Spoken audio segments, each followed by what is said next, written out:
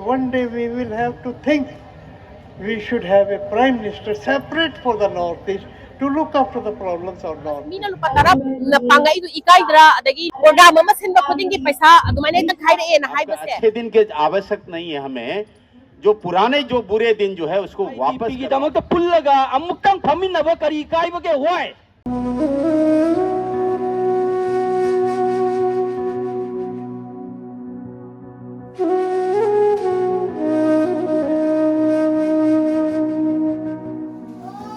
Ma'am अखोई हौजिक धरना की लाए सिदैदा सिला लेरे सिदना थैथै लेरे अदो हौदी हौरमदौ माले यामनबुदी हौजे हाब मतमदबी मिनिट 10 कुंदी थेंगदरे अखोइजे हिंगोन कई खर लोइसलिङैदाबा मतमजे खंगौद्रे हाब निंगथमदागी मतमनिना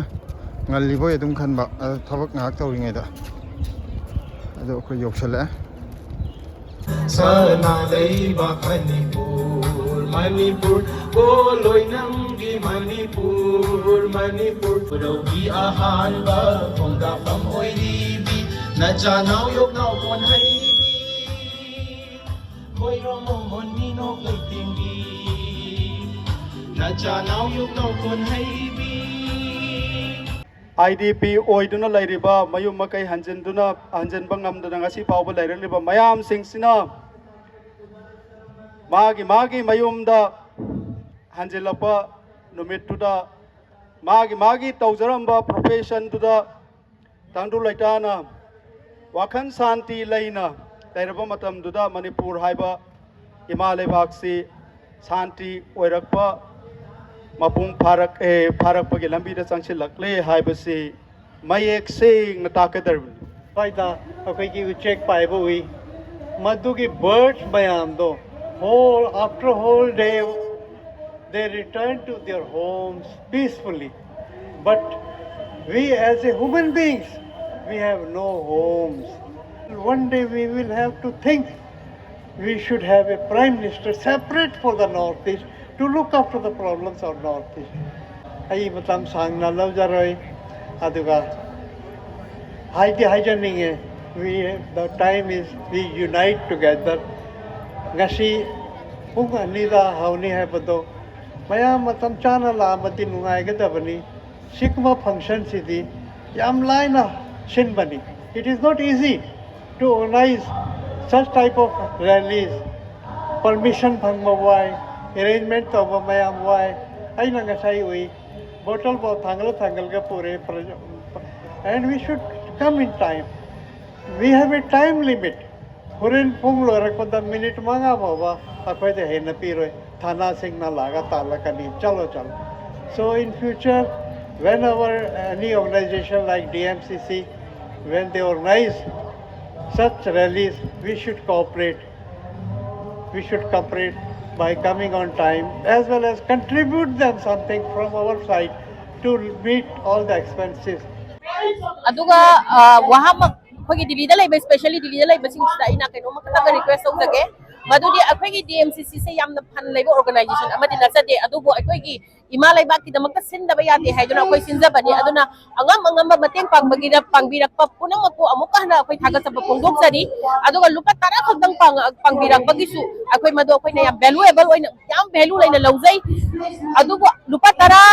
mina lupa tara na pangai du ikai dra adagi lupa akhoi na program ama sinba khuding ki paisa adumane tak khai re na hai base akhoi DMCC se isam samdaba se so bani akhoi tha khuding ki kanam ta paisa pajade siguma event nama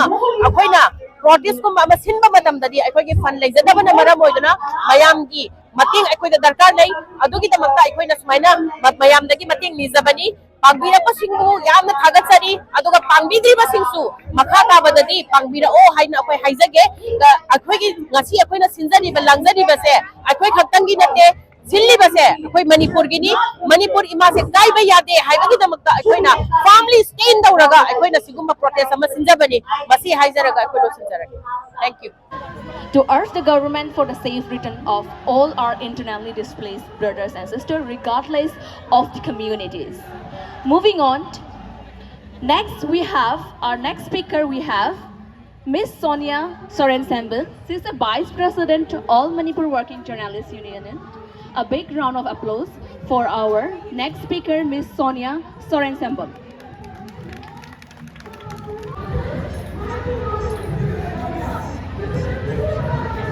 अदो इहाना न हंदकी वरोई चुंगी सिदा IDP ma'am से हंजल लगल है अकोई हेक हंजब नुमितुदा आई सामक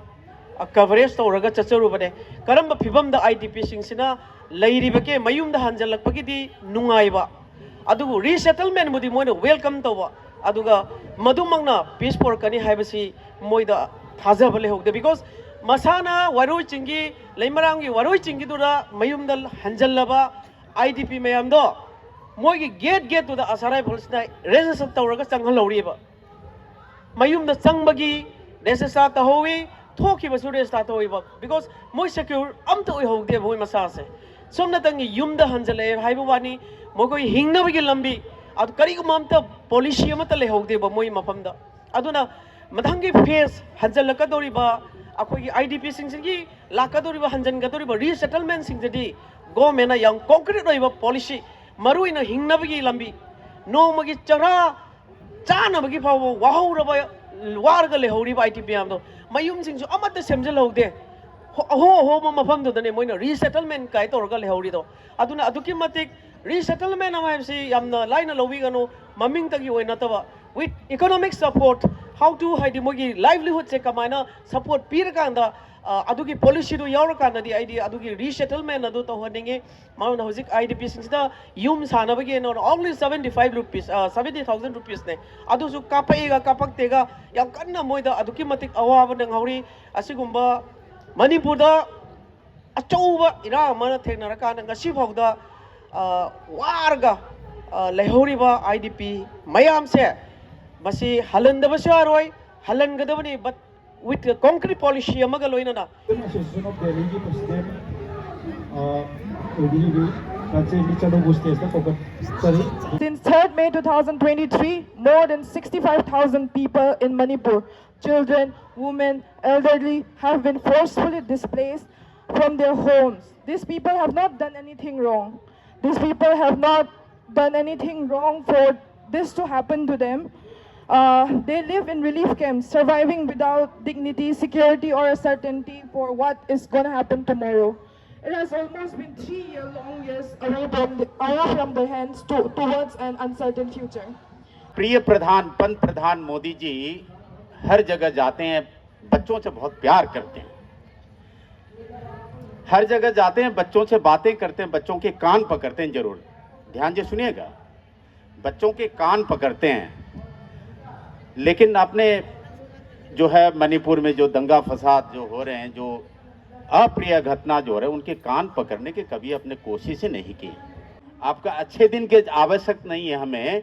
जो पुराने जो बुरे दिन जो है उसको वापस करवा दो, बस इतनी से हम अपील करने आए हैं। मोदी जी आप अपनी माँ की बहुत तरफदारी करते हैं, ये भी हमारे आपके जैसे आपके हमारे माँ जैसे हैं। ये 80 साल के बुजुर्ग है, आपके माता जी गुजर गए, उसके लिए जो है हम अपनी खूब इज्जत करते हैं, लेकिन दूसरे के माओं को भी तो इज्जत करना जरूरी है ना मोदी जी। तो आपके बारे में लोग क्या कहते होंगे, क्योंकि आप मदर ऑफ डेमोक्रेसी बोलते हैं मेरे भारत को। मणिपुर भारत के एक अभिन्न अंग है। मणिपुर के लोगों को अपने घर वापस जाने का हक है, तो आप उसको आप क्यों उसको बंद कर रहे हैं? यानी कि जो है एक कुकी खंदे मैतई खंदे पुनमक अखोई इसा इसागी उन बचंगन जोयु मरुइना हौरकपन स्टार्टिंग दी चुरचानपुरदगी फास्ट हौरकपनेबा चुरचानपुरदगी फास्ट हौरकपनिना मोइना तांग अहुम सिदा रेले सकनी हायरे रेले सतपुददा असोय ngam yagoda khoi thoyong khaludi ahalnina akupa maro hena khoi khangde numitugi morning da su khoi bazaar salori ni pachai kari su porakte seli chari be dress te hena ado ngasi phawada wana khangda le yaragadi Manipur की India government नुसीबीदुना अखोई से IDP ओइना युमदंगदि चंगजगे हाइना नहान की कइनोदा करी लेमरांग की दुदा लेबदी मखोई की मसागी yum लै फबरा फतबरा अखोई की पूरा प्लेल ओइरबनी सिमाना सिक्किम भौथी बखंगद्रबनी गाड़ी भौदी याग्रबनी सबना साग्रबनी ꯃꯩꯇꯩꯒꯤ ꯌꯨꯝ ꯃꯩꯗꯣ ꯀꯗꯥꯏꯗ ꯂꯩꯌꯦ ꯊꯤ ꯈꯪꯗ꯭ꯔꯕꯅꯤ ꯄꯨꯔꯥ ꯄ꯭ꯂꯦꯟ ꯑꯣꯏꯅ ꯂꯩꯈ꯭ꯔꯕꯅꯤ ꯑꯗꯣ ꯉꯁꯤꯐꯥꯎꯗ ꯀꯔꯝ ꯀꯥꯟꯗ ꯍꯟꯖꯅꯤ ꯍꯟꯖꯜꯂꯣꯏ ꯍꯥꯏꯕꯗꯤ ꯂꯥꯏꯊꯣꯛꯈꯤꯗꯅ ꯀꯔꯝꯕ ꯃꯇꯝꯗ ꯆꯪꯗꯣꯏꯅꯣ ꯆꯪꯒꯅꯤꯗ ꯍꯥꯏ ꯆꯤꯟꯗ ꯍꯥꯎꯏ ꯊꯕꯛꯇꯤ ꯄ꯭ꯔꯣꯁꯦꯁꯇꯤ ꯁꯨꯡꯆꯠ ꯆꯠꯊꯗꯦ ꯑꯗꯣ ꯌꯥꯔꯒꯗꯤ ꯑꯩꯈꯣꯏ ꯑꯃꯨꯛꯇꯪꯗꯤ ꯏꯆꯥꯗꯒꯤ ꯏꯁꯨꯗꯒꯤ ꯕꯁ ꯑꯃ ꯁꯥꯈ꯭ꯔꯕ ꯉꯥꯛꯇꯅꯤ ꯁꯤꯛꯀꯤ ꯃꯥꯟ ꯂꯩꯇ꯭ꯔꯕꯅꯤ ꯌꯥꯔꯒꯗꯤ ꯏꯟꯗꯤꯌꯥ ꯒꯣꯔꯃꯦꯟꯅ ꯑꯩꯈꯣꯏꯁꯦ IDP ꯑꯣꯏꯅ ꯑꯃꯨꯛꯇꯗꯤ ꯆꯪꯍꯟꯕꯤꯌꯨ ꯁꯤ ꯍꯥꯏꯔꯒ ꯂꯣꯏꯁꯤꯟꯖꯒꯦ ꯑꯩꯈꯣꯏ ꯉꯁꯤꯁꯦ ꯖꯟꯇꯔ ꯃꯟꯇꯔꯗ ꯑꯃꯨꯛꯀ ꯍꯟꯅ IDP ꯁꯤꯡꯕꯨ ꯃꯌꯨꯝꯗ ꯍꯟꯖꯜꯍꯟꯕꯤꯌꯨ ꯍꯥꯏꯗꯨꯅ ꯑꯩꯈꯣꯏ ꯑꯗꯨꯒꯤ ꯄ꯭ꯔꯣꯇꯦꯁ ꯑꯃ ꯐꯝꯖꯕꯅꯦ ꯑꯩꯈꯣꯏꯒꯤ ꯇꯤꯜꯂꯤꯕ ꯃꯤꯁꯤꯡꯁꯦ ꯌꯦꯡꯕꯤꯌꯣ ꯑꯗꯨꯗꯨꯒ ꯑꯩꯈꯣꯏ ꯁꯣꯝꯗ ꯇꯤꯜꯂꯤꯕ ꯃꯌꯥꯡꯒꯤ ꯍꯥꯏꯇꯥꯔꯦꯅꯦꯀꯣ ꯑꯗꯨꯒ ꯑꯇꯣꯞꯄ ꯒ꯭ꯔꯨꯞ ꯑꯃꯒꯤ ꯄ꯭ꯔꯣꯇꯦꯁ ꯇꯧꯕꯒꯤ ꯀꯥꯡꯕꯨꯁꯤꯡꯁꯨ ꯌꯦꯡꯕꯤꯌꯣ ꯈꯦꯠꯅꯕꯁꯦ ꯑꯩꯈꯣꯏꯅ ꯑꯁꯥ ꯇꯧꯖꯕꯗꯤ ꯃꯅꯤꯄꯨꯔꯒꯤ ꯍꯧꯖꯤꯛ ꯐꯥꯎꯗ ꯂꯥꯟ ꯆꯍꯤ 2 ꯃꯈꯥꯏ 3 ꯁꯨꯔꯕꯁꯤꯗ ꯑꯩꯈꯣꯏꯒꯤ ꯀꯔꯤꯝꯇ ꯑꯍꯣꯡꯕ ꯑꯃꯠꯇ ꯂꯥꯛꯇꯅ ꯑꯩꯈꯣꯏꯅ ꯂꯩꯔꯤꯕ ꯆꯤꯟꯗꯗꯤ ꯁꯥꯟꯇꯤ ꯂꯩꯔꯦ ꯍꯥꯏꯔꯒ ꯁꯥꯟꯇꯤꯁꯤ ꯀꯗꯥꯏꯗ ꯂꯩꯔꯤꯕꯅꯣ ꯑꯩꯈꯣꯏ ꯃꯈꯥꯒꯤ ꯂꯝꯕꯤ ꯁꯤꯖꯤꯟꯅꯕ ꯉꯝꯗ꯭ꯔꯤ ꯑꯗꯨꯗꯒꯤ ꯑꯩꯈꯣꯏ ꯃꯊꯛꯀꯤ ꯑꯦꯌꯔ ꯐꯦꯌꯔꯁꯤꯁꯨ ꯑꯗꯨꯛꯀꯤ ꯃꯇꯤꯛ ꯁ꯭ꯀꯥꯏ ꯍꯥꯏ ꯑꯣꯏꯗꯅ ꯑꯗꯨꯛꯀꯤ ꯃꯇꯤꯛ ꯋꯥꯡꯈꯤꯗꯅ ꯍꯧꯖꯤꯛ ꯑꯅꯥ ꯑꯌꯦꯛ ꯐꯥꯎꯕꯗ ꯄꯨꯕꯗ ꯋꯥꯔꯕ ꯃꯅꯤꯄꯨꯔꯒꯤ ꯍꯧꯖꯤꯛꯀꯤ ꯁꯤꯆꯨꯋꯦꯁꯟꯁꯦ ꯁꯤꯒꯤ ꯃꯇꯝꯁꯤꯗ ꯑꯩꯈꯣꯏꯗ ꯁꯥꯟꯇꯤ ꯂꯩꯔꯦ ꯍꯥꯏꯔꯤꯕꯁꯦ ꯁꯥꯟꯇꯤꯁꯦ ꯀꯗꯥꯏꯗ ꯂꯩꯔꯤꯕꯅꯣ ꯑꯩꯈꯣꯏ ꯃꯗꯨ ꯑꯝꯇꯪ ꯃꯌꯥꯝꯗ ꯍꯪꯖꯔꯤ ꯑꯗꯨꯒ IDP ꯁꯤꯡꯅ ꯃꯌꯨꯝꯗ ꯍꯟꯖꯒꯦ ꯍꯥꯏꯕꯗ ꯍꯟꯗꯛ ꯑꯊꯤꯡꯕ ꯊꯣꯛꯈꯤꯕ ꯃꯗꯨꯁꯨ ꯑꯩꯈꯣꯏꯅ ꯅꯨꯡꯉꯥꯏꯖꯗꯦ ꯑꯗꯨꯅ ꯉꯁꯤ ꯑꯃꯨꯛꯀ ꯍꯟꯅ ꯑꯩꯈꯣꯏ ꯍꯟꯕ ꯂꯩꯇꯦ ꯗꯤꯜꯂꯤꯗ ꯂꯩꯖꯔꯒꯁꯨ ꯑꯩꯈꯣই IDP ꯁꯤꯡꯒꯤꯗꯃꯛꯇ ꯑꯩꯈꯣꯏ ꯂꯦꯞꯄꯤ ꯉꯁꯤꯁꯨ ꯃꯅꯤꯄꯨꯔ ꯀꯥꯏꯕ ꯌꯥꯔꯣꯏ ꯍꯥꯏꯕꯒꯤꯗꯃꯛꯇ ꯂꯦꯞꯄꯤ ꯍꯥꯏꯕꯒꯤꯗꯣ ꯑꯩꯈꯣꯏ firmly we are shouting from Jantar Mantar aduga ꯑꯩꯈꯣꯏꯅ ꯃꯩꯇꯩꯁꯤꯡꯁꯤꯅ ꯑꯩꯈꯣꯏꯅ ꯌꯨꯝꯗ ꯑꯃꯨꯛ ꯍꯟꯖꯔꯒꯦ ꯍꯥꯏꯔꯤꯕꯒꯤ ꯃꯔꯝꯁꯦ ꯃꯅꯤꯄꯨꯔ ꯀꯥꯏꯗꯕꯒꯤ ꯃꯔꯝꯁꯤꯁꯨ ꯑꯩꯈꯣꯏꯅ IDP ꯁꯤꯡꯁꯤꯅ ꯃꯌꯨꯝꯗ ꯍꯟꯕꯁꯤꯁꯨ ꯃꯔꯝ ꯑꯆꯧꯕ ꯑꯃ ꯑꯣꯏꯒꯗꯧꯔꯤꯕꯅꯤ ꯑꯩꯈꯣꯏꯅ ꯁꯦꯒ꯭ꯔꯤꯒꯦꯠ ꯇꯧꯔꯒ ꯁꯤꯅ ꯁꯤ ꯍꯥꯏꯗꯨꯅ ꯂꯩꯅꯈꯤꯕ ꯇꯥꯔꯒꯗꯤ ꯑꯩꯈꯣꯏ ꯑꯩꯈꯣꯏ ꯌꯥꯝ ꯄ꯭ꯔꯣꯂꯣꯡ ꯑꯣꯏꯕ ꯑꯃ ꯂꯥꯛꯈꯤꯕ ꯌꯥꯏ ꯑꯗꯨꯅ ꯑꯩꯈꯣꯏ ꯃꯐꯝꯗ IDP ꯁꯤꯡꯁꯦ ꯃꯁꯥꯒꯤ ꯃꯌꯨꯝꯗ ꯍꯜꯍꯟꯕꯁꯦ ꯃꯁꯤꯒꯤ ꯑꯌꯥꯕꯁꯦ ꯃꯁꯤꯒꯤ ꯁꯦꯀ꯭ꯌꯨꯔꯤꯇꯤꯁꯦ ꯏꯟꯗꯤꯌꯥ ꯒꯚꯔꯟꯃꯦꯟꯠꯅ ꯄꯤꯕꯤꯌꯨ ꯍꯥꯏꯗꯨꯅ ꯑꯩꯈꯣꯏ ꯉꯁꯤ ꯍꯥꯏꯖꯔꯤ ꯅꯔꯃꯗꯥ I Kumantham Narmada Devi DMCC convener women's committee aina amuk appeal tawjaningbasina akhoigi hujik waribase akhoi praja ne moigi MLA sing minister sing Kuki gi oiro Naga gi oiro Manipur gi oiro akhoi Meitei gi oiro loi leibasing se moi chap mane saigi Kuki singna magi le kano da kara kanda magi constitution kara kanda chingda ke lein de mo imphal da lein imphal da lai aduga moi pham thokpa kano du phang da bana mara mora ga moi pin da base akhoi Meitei do oina tai ba Meitei da natte moi leader du oi ga do bane adugo moi sing da na moi sai ta moi michang da hoji MLA sing na lei aduga akhoi gi michang da MLA sing na lei bi de akhoi ga di pura akhoi opposite side da lei ba dong no ui aduna ngasai gi ani si khena base noi gi di MLA sing na noi support to bi akhoi gi di tau de IDP sing se aduna akhoi no jik pam jagi se noi gi su noi gi makham da han ba akhoi gi su akhoi makham da han ba ani mak se akhoi ani nusi sana na ne ra kan da moi forcing na kaya lak ngapi raga leiba kanda akhoi shanti se dum purakani nai haisani khoi gi ima sing na khoi gi damakta war ke ataudana khoi bu minai oi gadaba punsi dagi kallaga khoi thanami base adugi pandam do khoi hujik chap chana ma khoi gi pandam do khoi khulai oina season na gi matam oire hai base aina leidi khuding mak gi irei kai ima ibel leidi khuding mak ta masi thamjaningi kaigino habda ama khaktana haibadi IDP jaga ama khaktana hauraga yaroi basidi leiriba khuding maki IDPs khuding man hauraga khoi gi haurakpham khoi gi leibam khoi gi jaga khoi gi mafam se pibi daba yaroi haibagi appeal se khoi apun bagi I hawama Manipur da su leiriba central government da su khoi na appeal tawam thoi mafam sana matam sana khoi na appeal tawrabadi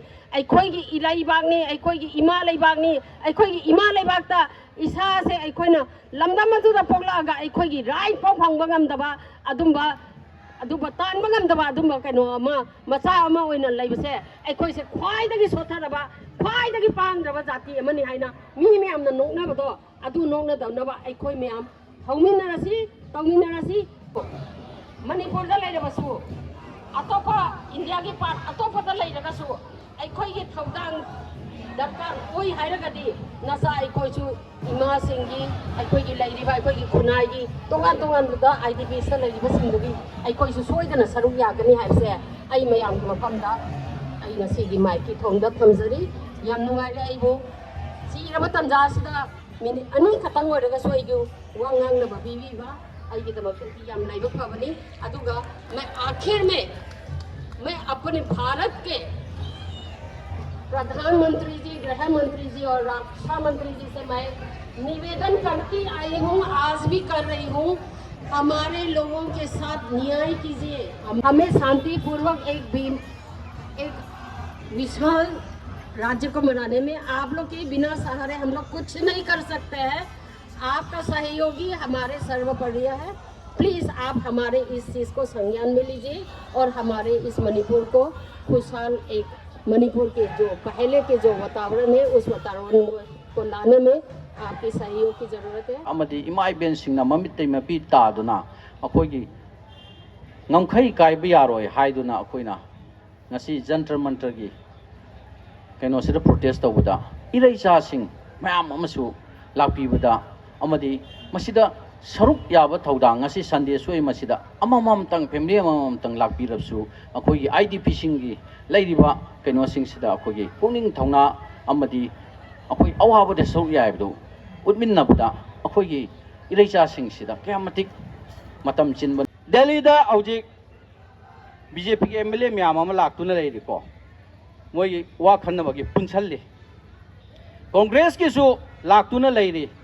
in the name of party both chorgi amage but IDP ki damak pullaga amukang phaminaba kari kaibage why IDP singi mai da hanjalana amtang solution mo pubirako kari kaibage noi muslim na sida sangbu yaroi hindu na sida sangbu yaroi aduga noi gi marakta army na khairaga noi changan ba yaroi haibase gujarat rayta ubra delhi rayta ubra udraga na manipur uri se kaino haibakanda Madhutaneva Akoina memorandum the high say Manipur violence is an organized crime. It is engineered for divide and rule in Manipur so that Kukis and Meitei cannot live together. कोई ऐसी के प्रदेश से दे सरुक Jabal lakh पीरी बार कोई IDP मायाम ने